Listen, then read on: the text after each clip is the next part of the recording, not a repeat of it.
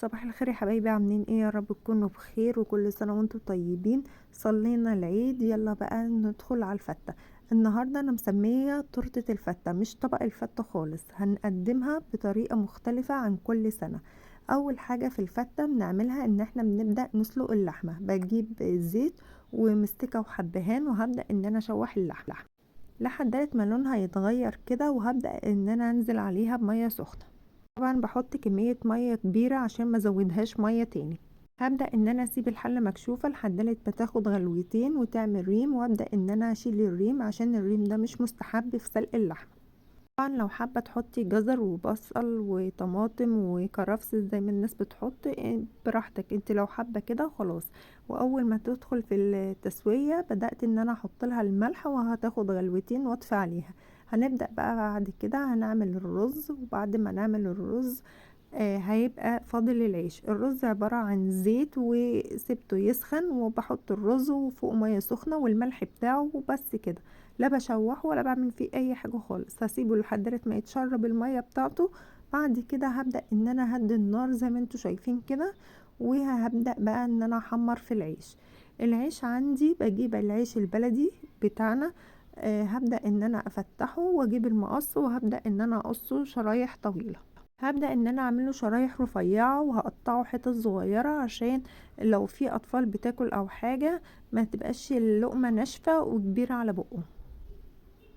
ولو حابة تحمصيه في الفرن براحتك، رشي رشة زيت كده عليه وابدأ ان انت تحطيه في الفرن، بس انا النهاردة هحمره في الزيت. بيبقى طعمه حلو ولونه حلو، وفي نفس الوقت ما بياخدش اي وقت خالص. وزي ما انتوا شايفين كده هعمل كمية اللي عندي زي ما تحبي، 3 4 ترنيفة زي ما انت عايزة. انا عملت 3 وده الاخير اهوت بوريهولكوا تاني ان انا بقطعه شرايح رفيعة. بفتحه من النص عشان ما يبقاش اللقمة تخينة، بتبقى رقيقة جدا. لكن لو ما فتحتهوش من النص بتبقى اللقمة ناشفة. هبدأ ان انا اقصه حتت صغيرة كده، وهبدأ ان انا احمره في الزيت.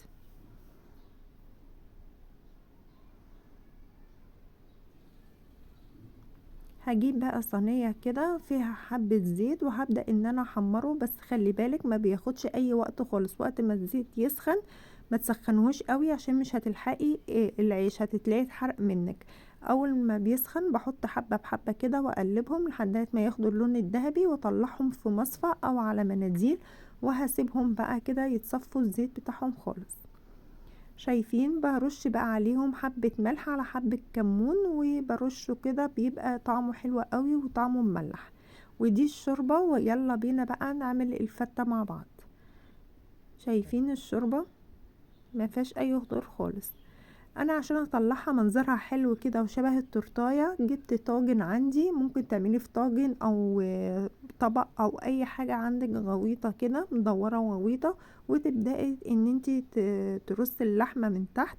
بس قبل ما ارص اللحمه، عشان انا ما حمرتهاش، هي دي لحمه مسلوقه. لو حابه تحمريها حمريها، بس هي بتبقى ناشفه وبتبقى لونها غامق. بدأت ان انا احط ملح وفلفل وكمون تحت كده، وارش فوقها عشان طعم اللحمة يبقى مملح. بعد ما حطيت اللحمة هبدأ ان انا احط الرز والكمية اللي تناسبك، وبعد كده بسويها بالمعلقة، وتكبسي بالمعلقة كويس قوي عشان لو ما كبستهاش هتقع منك، مش هيطلع شكلها ظريف. هبدأ ان انا احط العيش، وبرضو هكبس العيش. وهبدأ ان انا بقى اجيب طبق كبير، وهبدأ ان انا اقلب الطاجن او التورتايه. اقول بسم الله، وهبدأ بقى ان انا اشيل الطاجن. شايفين حلوة قوي اللون الرز ده اللي هو البهارات اللي انا حطيتها، وطبعا مسبكة طماطم بالثوم. بس هبدأ ان انا احط كده، ده على حسب الرغبة، بس عشان يديها شكل حلو. وهبدأ ان انا رشة شبت صغيرة كده برضو تكسر اللون شوية. وده كان شكل الفتة النهاردة. وحطيت طبق عيش على طبق شوربة وطبق صلصة وكوباية العصير. وكل سنة وانتم طيبين. ولو عجبك الفيديو ما تنسيش تعملي لايك واشتراك للقناة عشان يوصلك كل